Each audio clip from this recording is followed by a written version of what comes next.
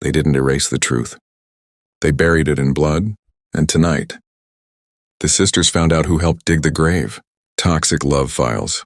Part 28. The Bloodline Protocol. The sisters learned the truth the organization buried. The missing girl descended the ladder one rung at a time, shaking, cold, determined. The sisters followed close behind. The father, weak but breathing, stayed in the cabin with the man in the corner, buying them precious seconds. The underground room opened beneath them like a tomb. Dim blue lights, metal walls, a long table covered in files, photos, and old cassette tapes. And at the far end, the voicemail woman stood calmly, wiping blood from her wrist as if it were dust. "You made it," she said softly. "Good, this won't take long." The younger sister clutched the missing girl's arm. "Why did you drag us into this?"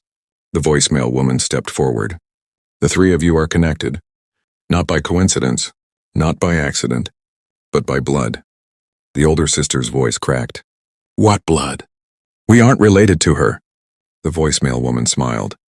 "Not to her, to someone else." She pulled a file off the table and tossed it at their feet. Inside, birth certificates, hospital forms, dozens of redacted pages, all stamped with the same name. The Bloodline Protocol. The missing girl's heart seized.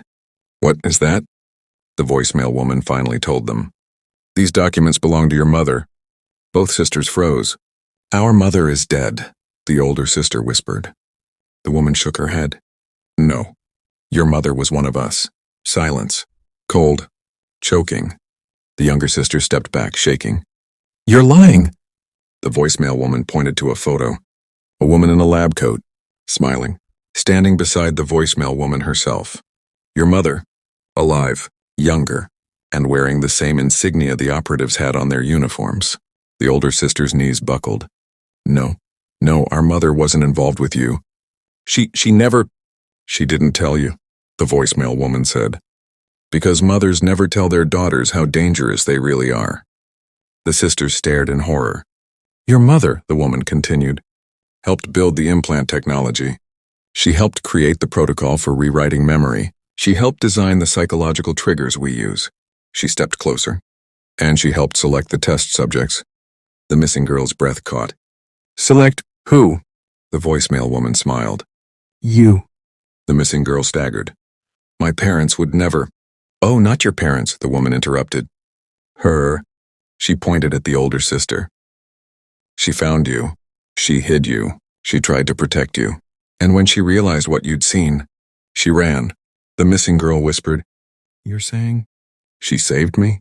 "Yes," the voicemail woman said softly. "Your adoptive father didn't know. He never knew where she took you." The sisters looked at each other, shattered. "But why us?" The older sister whispered. "Why our family? Why our mother?" The voicemail woman walked to the table, grabbing another photo.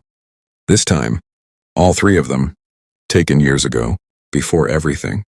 "Because your mother wasn't just a scientist," she said. "She was the head of the Bloodline Protocol." The younger sister frowned. "What is that supposed to mean?" The voicemail woman placed the photo down gently. "It means your mother believed something dangerous. That trauma can be inherited. That certain families are predisposed to uncovering secrets. That some bloodlines are too sharp."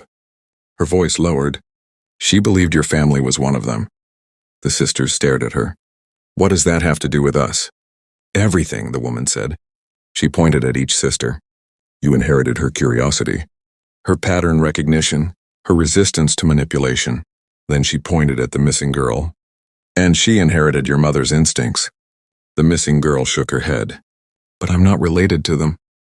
"No," the voicemail woman said. "You were chosen." The missing girl frowned. "For what?" The woman leaned in, whispering the truth with chilling calm. "To replace your mother." The sisters gasped. The missing girl's knees weakened. But the voicemail woman wasn't finished.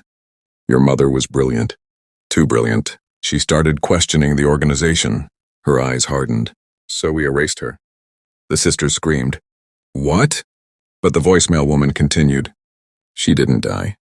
She didn't vanish. We wiped her memory and rewrote her identity." The younger sister trembled. "Where is she now?" The voicemail woman smiled.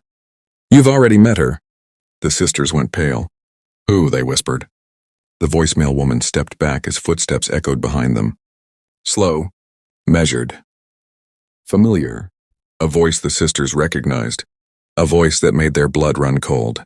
Hello, girls. To be continued.